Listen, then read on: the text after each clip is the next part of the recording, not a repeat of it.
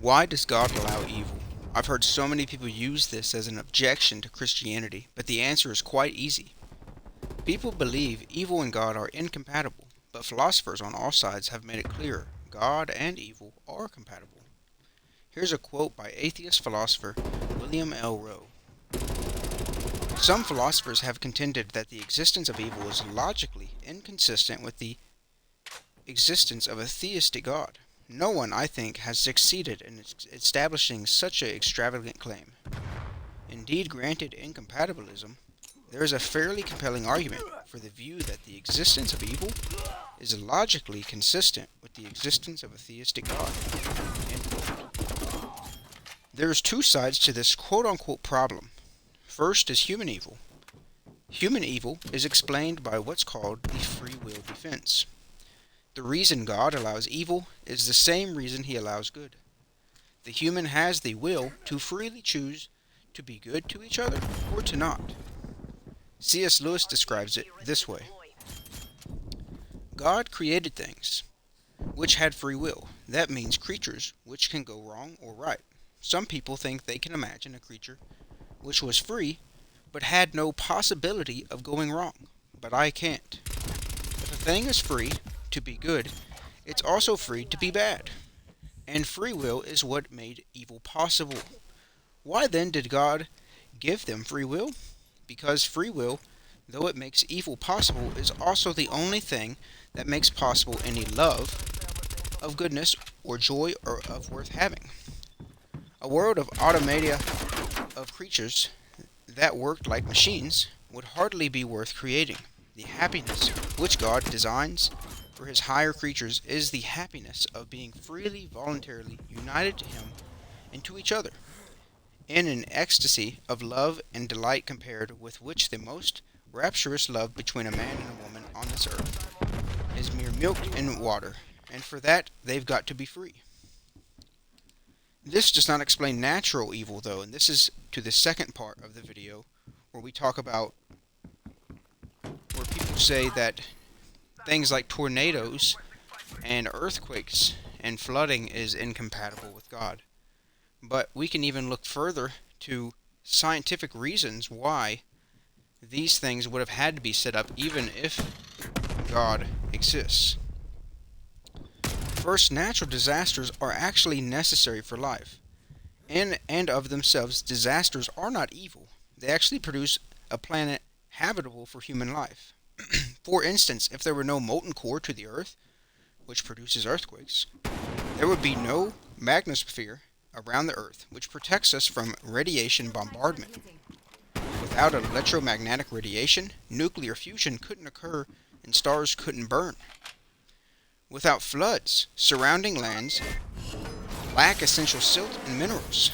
Without lightning, we would not have the nitric oxide, which feeds plants in the rain.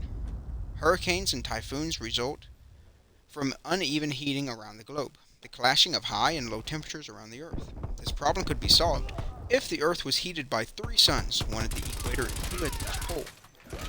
However, 3 suns would destroy our planet in the process. These disasters, quote-unquote, existed before the fall, which we read in Genesis chapter 3. They were originally designed for a good purpose.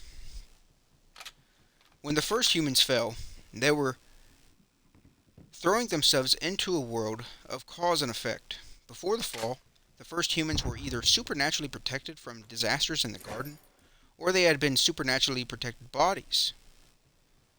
That is, if a hurricane swept through the garden, the first humans wouldn't have been hurt. And we can even see this as an example in Acts chapter 1 verse 9, where Jesus' resurrected body is immortal. By throwing off God's leadership in the beginning, the early humans were throwing off his protection, hurling themselves into a hostile universe. The thorns and thistles and pain and childbirth existed before the fall, but the effects did not exist until after it. By seeing the chaos of nature, the first humans would have been given additional reason not to rebel from God in the first place. Therefore, natural evil could be bound up with the first human decision to rebel against God and his leadership. So these are just a few reasons why we can see the logical way of looking at evil is very compatible with the existence of God And even from a natural perspective, we can see how the natural world is set up in such a way that if it were not so, so many of the things that we look at as good would not exist. Thanks for watching this video, and let me know what you guys think in the comment section below.